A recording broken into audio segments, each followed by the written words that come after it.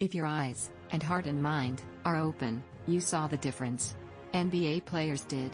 A riotous mob stormed the U.S. Capitol, and those who wanted to thwart democracy and disregard the Constitution, an attack on the peaceful transfer of power, did so openly, without masks, seemingly free of worry.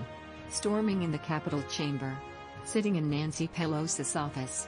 Walking in the halls of the Capitol with a Confederate flag. Constructing a noose hanging from a gallows, steps from the Capitol.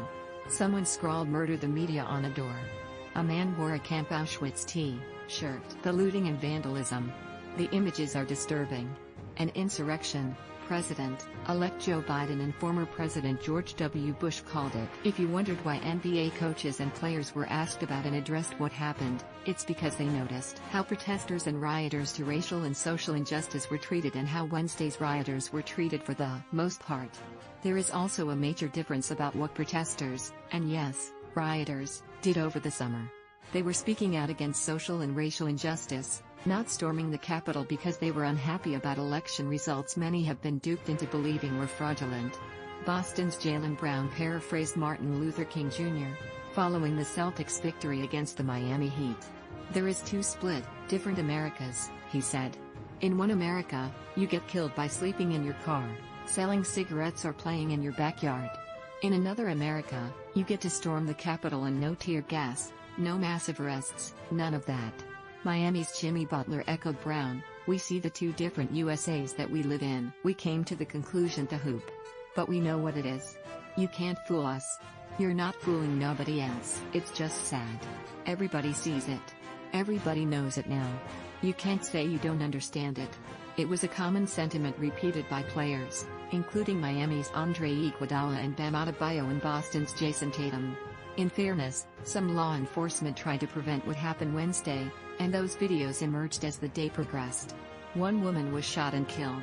But police were not prepared to stop people from entering the Capitol or commandeering its steps. It took hours to secure the building, and it seemed a long time for authorities to understand the gravity of the escalation. Brown was bothered by what he did see and didn't see on Wednesday.